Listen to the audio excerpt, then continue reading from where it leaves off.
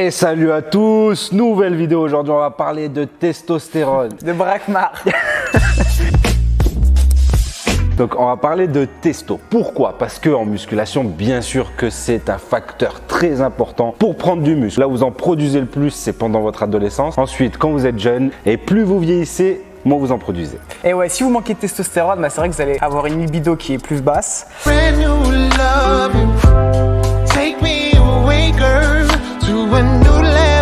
Vous allez manquer d'énergie, vous allez souvent être fatigué, peut-être un petit peu aigri, une sensation un peu de mal-être, une sensation un peu de stress. Donc même en dehors de la muscu, bien sûr, c'est important d'avoir un haut niveau de testostérone. Et donc dans cette vidéo, on va vous expliquer comment augmenter naturellement votre taux de testostérone. Première chose que vous devez faire si vous voulez booster votre testostérone, si vous voulez avoir un taux au max du max, c'est éviter les endroits, les environnements toxiques. Pourquoi? Parce que ce sont des perturbateurs endocriniens. Ça veut dire que vous allez moins bien... Tu fais quoi, Alex? Alex? J'évite les personnes toxiques. Ce bâtard. Donc évitez les personnes toxiques, évitez aussi les environnements toxiques comme je disais et plus se privilégier C'était une blague, hein, je reviens. La mer, la montagne, les choses comme ça qui seront mieux pour vous, là un endroit où vous respirez mieux. Pourquoi? Parce que comme je l'ai dit, la pollution, toutes ces choses vont faire que vous allez moins bien sécréter la testostérone. Point numéro 2, plusieurs études ont prouvé que pratiquer le jeûne intermittent peut aider à augmenter son taux de testostérone. Donc bien sûr avoir une période à jeûn assez longue, nous ce qu'on préconise et ce qu'on recommande, ce qu'on fait aussi de notre côté, c'est le 8h, 16h. Donc pendant 16 heures, on mange pas, pendant 8 heures, on mange. Donc ce qu'on fait en général, c'est qu'on mange le midi, la collation de l'après-midi, le repas du soir. À 20h, on arrête de manger jusqu'au lendemain midi. Et d'expérience, on a trouvé que c'était efficace. Bon, on peut pas vraiment juger le taux de testostérone, mais on se sent assez en forme, on a l'impression de produire du muscle, etc. Surtout pour la perte de masse grasse, c'est important, c'est intéressant. Mais de par notre expérience aussi, on a remarqué que c'est super bien le jeûne intermittent, mais qu'il faut l'entrecouper de périodes où justement on ne le fait pas pour relancer entre guillemets la machine. Ça, c'est vraiment juste notre ressenti, notre façon de voir les choses. Troisième point important, faites du sale. Non, faites des exercices polyarticulaires intenses. On dit souvent si tu n'as pas de jambes, tu n'auras pas de physique. Pourquoi? Parce que les jambes sont des gros groupes musculaires et si vous faites des exercices polyarticulaires qui mettent en jeu donc plusieurs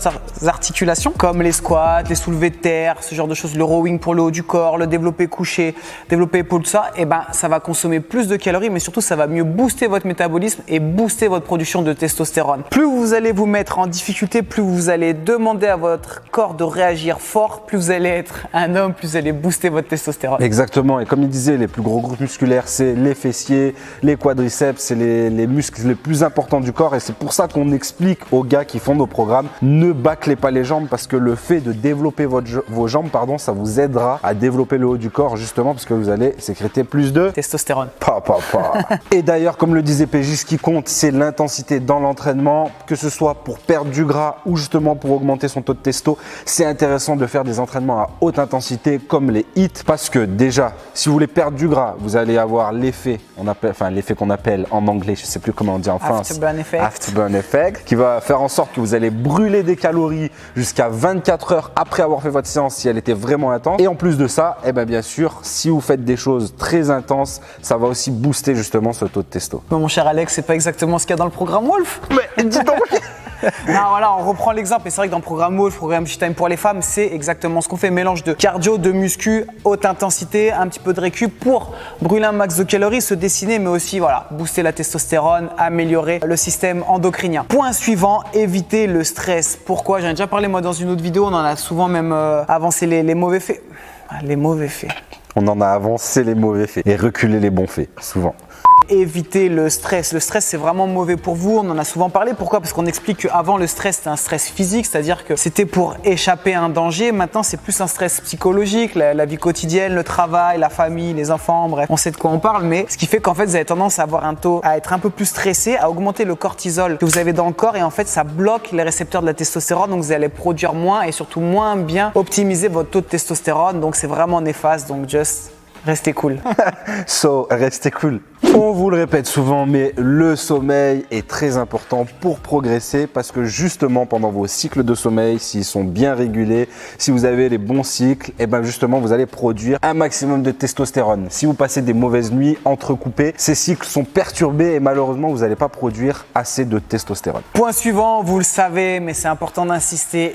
évitez la mauvaise bouffe, évitez l'alcool, évitez le tabac. Toutes ces choses qui seront néfastes pour vous. Encore une fois, on ne vous dit pas d'avoir une vie parfaite, mais de se rapprocher le plus possible d'une vie saine. Donc, à éviter, voilà, de temps en temps, se faire peut-être un petit plaisir. C'est envie de manger un petit peu la mauvaise bouffe. Voilà, je sais pas si vous fumez, si vous buvez un petit peu d'alcool.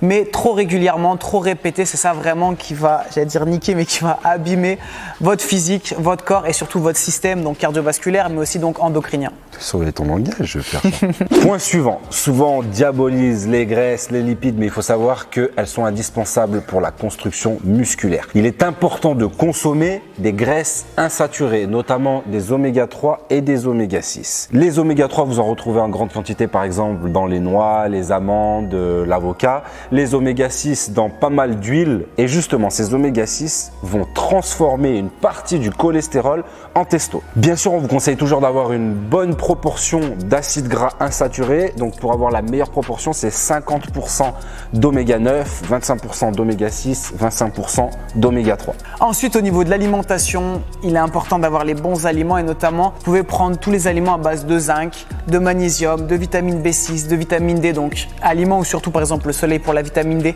de potassium comme les bananes et ça aura un effet bénéfique sur votre production de testostérone. D'autres substances naturelles peuvent être intéressantes pour booster votre taux de testo et par exemple tous les aliments qui contiennent de l'allicine. Donc, vous avez compris, le nom se rapproche. Dans l'ail, il y en a beaucoup. Donc, en plus d'avoir un effet antibactérien, plein de choses, anti-meuf aussi, ouais.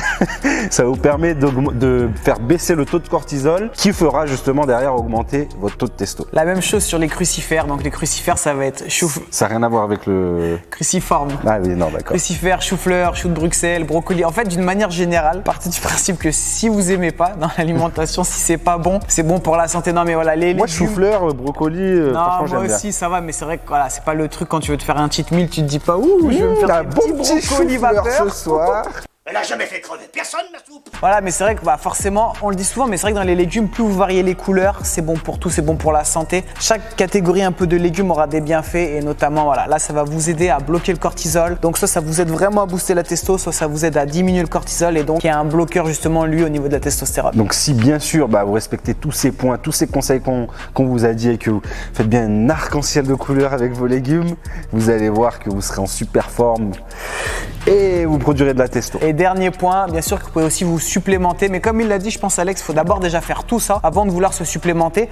Et on l'a dit tout à l'heure, mais par exemple, vous pouvez vous supplémenter en zinc, en magnésium, si vous avez l'impression d'être un peu en déficit. Donc zinc, magnésium, B6, vitamine D, c'est notamment l'hiver, ça peut faire du bien. Potassium aussi un petit peu, donc vous pouvez prendre aussi des multivitamines. Et il y a des aliments qu'on dit un petit peu comme ça, booster de testostérone, booster de libido. Donc il y a le fenugrec, il y a le... comment il s'appelle ? Le tribulus. Tribulus terrestre.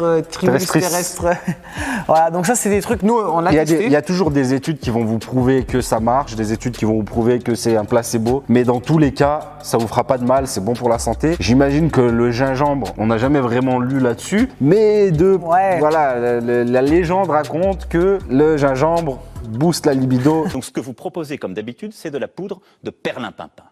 Donc logiquement, si vous avez une meilleure libido, vous avez une meilleure testo. Ça va dans les deux sens. Pourquoi je dis ça ? Parce que si vous boostez votre libido, vous allez aussi produire plus de testostérone. Et si vous boostez votre testostérone, vous aurez une plus grosse libido. C'est un cercle vertueux. Voilà. Et en vicieux, plus, bien sûr, il y a le côté psychologique. Si toute la journée, je me dis, je suis une merde, j'ai pas de libido, j'ai pas envie de m'entraîner, tout ça, vous allez faire que baisser votre testostérone. Si à l'inverse, vous êtes hyper confiant toute la journée, vous dites, ouais, je vais faire un gros entraînement ce soir, je vais m'amuser au lit, que je vais être au top du top, tout de suite vous allez booster un peu plus la testo. Voilà. Je me disais, ce soir je vais m'amuser au lit, je l'imagine là qu'elle est en train de s'échauffer. Bon, je pense qu'on a fait le tour en tout cas, on a bien développé sur la testo. On vous a parlé de ce que l'on connaît, donc ce qui est naturel. Après, pour tout ce qui est du reste, on vous laisse vous renseigner ailleurs, malheureusement. On vous dit à très vite et surtout d'ici là, gardez la pêche.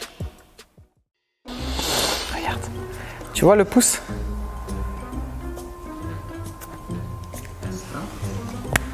Tu vois le pouce? Ah oui, tu kiffes. Ah putain, j'allais le faire, bâtard. Je sais pas la faire en plus. Là, c'est comme ça. Attention.